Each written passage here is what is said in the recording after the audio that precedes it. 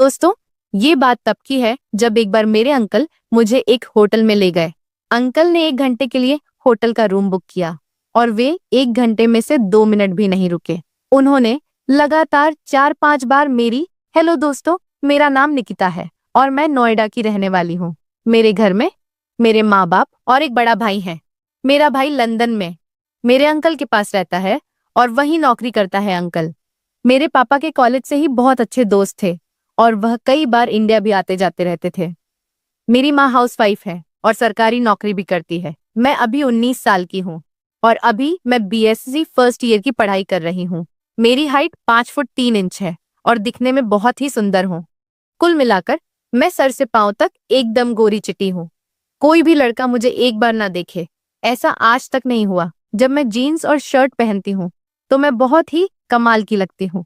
एक बार मेरे uncle London से आए। उनकी उम्र 46 साल है।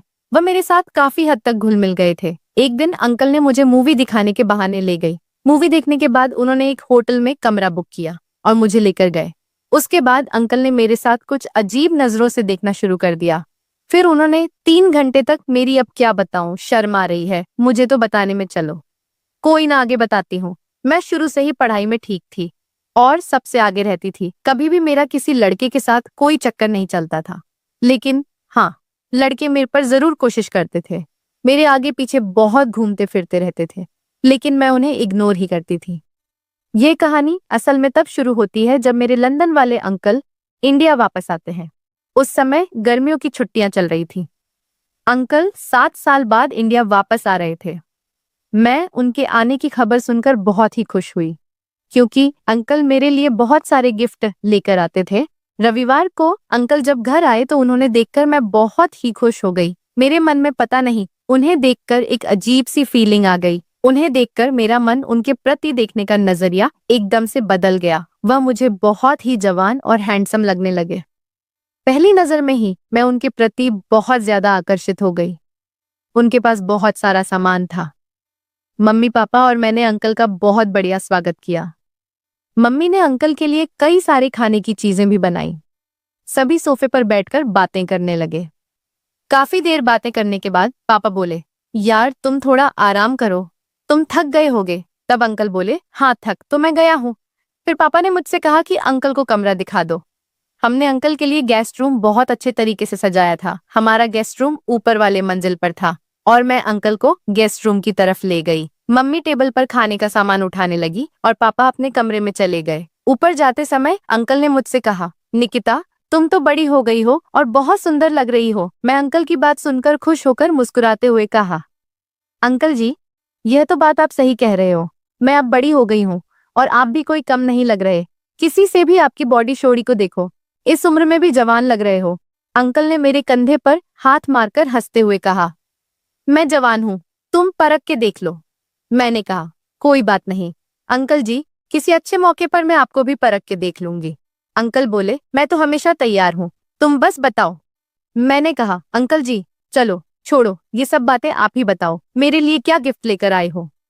तब अंकल ने कहा, इस बार मैं वहां से कोई भी गिफ्ट नहीं लाया, क्योंकि जो तुम्हें चाहिए मैं तुम्हें यहीं से दिला दूंगा। ये सुनकर मैं खुश हो गई और अंकल को हंसते हुए गले लगा लिया। अंकल ने भी मुझे गले लगाया। अंकल ने गले लगाते हुए मेरी पीठ पर हाथ रख दिया और आप समझ ही गए होंगे। फिर मैं अंकल के कमरे में गई और मैं बिस्तर पर बैठ गई और अंकल शर्ट बदलने लगे। तभी पापा ऊपर आ गए और आकर कुर्सी पर बैठ गए। मैंने कहा, पापा अंकल की बॉडी देखो, एकदम बॉडी बिल्डर जैसी लगती है। पापा ने कहा, बेटी लंदन में इनकी बॉडी किसी से कम थोड़ी है और शादी इन्होंने अब तक नहीं की, सारा दिन तो जिम में लगे होते हैं। तब अंकल ने कहा, यार तुम भी थोड़ी बहुत एक्सरसाइज किया करो, तुम्हारी भी बॉडी मेरे जैसी हो जाएगी। पापा ने कहा, नहीं यार मैं तो अब बड़ा हो गया, ये काम मेरे से नहीं होने वाला। और मैं नीचे आ गई। अंकल की बॉडी पूरे फिट थे। मुझे लगता था कि वह पूरी तरह से जिम में लगे होते होंगे। एक बार तो उनकी बॉडी और शरीर देखकर मुझे डर भी लगा कि जब हम दोनों साथ होंगे तो मेरा क्या होगा। मेरी तो हालत थोड़ी सी खराब होने लगी थी। उस वक्त मैंने कहा, चलो जब मिलेंगे तब देखा जाएगा। कुछ देर बाद पापा भी नीचे आ गए। मैंने मम्मी से कहा और मम्मी पापा को कहने लगी कि पनीर की सब्जी बनाई निकिता के अंकल को। पनीर की सब्जी बहुत पसंद है। मम्मी ने कहा, मुझे भाई साहब की पसंद के बारे में पता है, मैं पनीर की ही सब्जी बना रही हूँ। फिर पापा कमरे में चले गए। जब डिनर रेडी हो गया तो मम्मी ने कहा कि अंकल को बुला लो। मैं अंकल के कमरे में जाकर कहा, आ जाओ जी, डिनर रेडी है। जब मैं वहां से वापस आने लगी तो अंकल ने मेरा हाथ पकड़ लिया और मुझे अपने करीब खींच लिया। मैंने कहा, इतना लालच भी ना करो अंकल जी, यहाँ नहीं, बहुत रिस्क है, कोई देख लेगा, जैसे ही फ्री टाइम मिले ये सब तब। फिर इस बार अंकल ने हंसकर कहा, कोई बात नहीं, आगे बनाते प्लान। फिर फ्री टाइम का। फिर मैं भी हंस पड़ी। हम दोनों नीचे आ गए। डिनर करने के बाद पापा, मम्मी और अंकल काफी देर तक बातें करते रहे। अंकल उन्हें अपने लंदन की बातें बता रहे थे और मैं बोर होकर अपने कमरे में सोने चली गई। सुबह मम्मी ने आकर जगाया तो मैंने कहा, मम्मी मुझे थोड़ी देर और सोने दो। मम्मी ने कहा, थोड़ी देर में तेरे पापा ऑफिस चले जाएंगे और तुम अंकल को शहर घुमाने ले जाना, नहीं तो यहाँ सारा दिन बोर हो जाएंगे। मैंने कहा, ठीक है, घुमा लाऊंगी शहर। मैं उठकर रेडी होने लगी। मैंने एक ड्रेस पहना। जब मैं खाना खाने के लिए जाने लगी तो अंकल ने कहा, खाना तो हम बाहर ही खाएंगे। मैंने कहा, ठीक है। फिर अंकल और मैं बाहर चले गए। मैंने पूछा, हाँ जी बताओ जनाब, पहले कहाँ जाना है? अंकल ने कहा, पहले तो खाना खाने जाते हैं। मैंने कहा, ठीक है। फिर हम सीधे बस पकड़कर एक अच्छे से रेस्टोरेंट में गए। वहां हमने खाना खाया और फिर हम एक पार्क में चले गए। वहां पार्क में हर तरफ कपल ही कपल नजर आ रहे थे।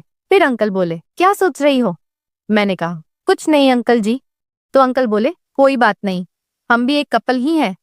फिर क्या हुआ? तुम मुझसे थोड़ी सी छोटी हो, पर चल जाएगा।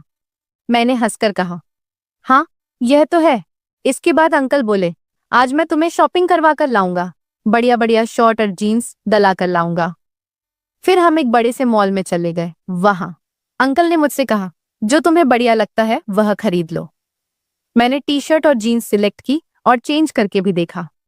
सारे मुझे पसंद आ रही थी। मैं उस समय बहुत ही खूबसूरत लग रही थी। जब मैं शर्ट और जीन्स चेंज करके आ रही थी तो अंकल मुझे बड़ी गौर से देख रहे थे।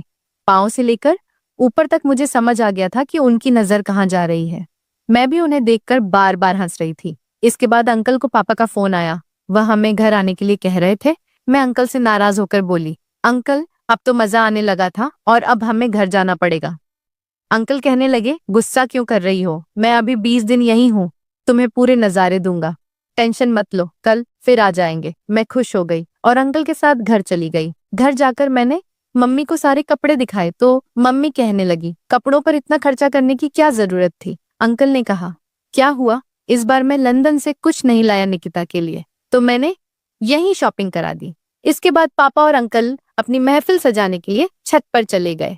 अगले दिन मैं और अंकल घूमने के लिए फिर से चल पड़े। आज हम एक बढ़िया सी मूवी देखने गए तो अंकल बहाने से जब हंसने वाला सीन आता तो मेरे गले में अपनी बाहें डाल लेते और मेरे हाथों में हाथ फेरते रहते।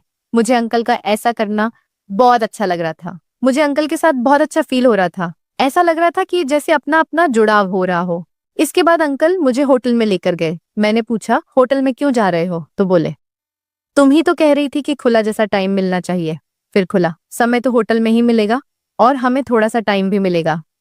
मैंने कहा, अंकल जी आप प्लान बहुत बढ़िया बनाते हो, कोई भी शक नहीं करेगा कि हम घूमने गए हैं। मैंने हंसते हुए कहा, अंकल जी आप बहुत होशियार हो। अंकल बोले, चल अब टाइम वेस्ट ना कर। हम एक अच्छे से होटल में पहुंचे और अब एक कमरा बुक किया। कमरा बहुत ही बड़ा था और वहां एक टीवी था। बेड पूरा आरामदायक था। वहां बैठकर बहुत अच्छा लग रहा था। इसके बाद अंकल ने एक पिज्जा और 2 ड्रिंक ऑनलाइन ऑर्डर की। पिज्जा खाने के बाद अंकल ने मेरी बातें सुनते हुए कहा, अब मूड ठीक है निकिता? मैंने कहा, अंकल जी मेरा मूड तो पहले दिन से ही ठीक है, जब से आपको देखा है। बस अब देर ना करो, जल्दी जल्दी जो करना। उसके बाद अंकल ने बिना देरी किए जो करना था वह शुरू कर दिया। अंकल वास्तव में बहुत ही फिट थे, उनमें बहुत ताकत थी। हम होटल में 3 घंटे तक रुके थे और उन घंटे में से अंकल ने 2 मिनट भी आराम नहीं किया। मुझे नहीं पता उन्होंने क्या खाया था। मेरी हालत तो ऐसी थी कि मैं क्या बताऊं। बहुत बुरा लग रहा था। अंकल ने मुझे बोलने लायक ही नहीं छोड़ा। मन ही मन में अंकल को ऐसी बातें बता रही थी, पर बात करने से ज्यादा मुझे अच्छा लग रहा था। सब कुछ क्लियर होने के बाद हम घर चले गए। उसके बाद तो हमारा घर में ही चलता रहा। अंकल चोरी चोरी रात को मेरे कमरे में आ जाते। कभी कभी मैं उनके कमरे में चली जाती थी। कोई भी दिन ऐसा नहीं था जिस दिन मैं या अंकल मेरे कमरे में नहीं आते थे। मैंने उनके साथ 20 दिन बहुत अच्छे गुजारे। 20 दिन अंकल के साथ कैसे बीत गए पता ही नहीं चला। हमने बहुत आनंद लिया। मुझे अंकल के साथ बहुत अच्छा लग रहा था और यह दिन मैं कभी नहीं भूल सकती। तो दोस्तों, उम्मीद करती हूँ कि आपको यह कहानी पसंद आई होगी। अगर पसंद आई है तो प्लीज वीडियो को लाइक कीजिए और अपने दोस्त के साथ शेयर कीजिए। और अगर चैनल पर नए हैं तो चैनल को भी सब्सक्राइब करना बिल्कुल भी ना भूले। दोस्तों, मिलते हैं फिर ऐसी और एक कहानी के साथ। तब तक आप अपना ख्याल रखें।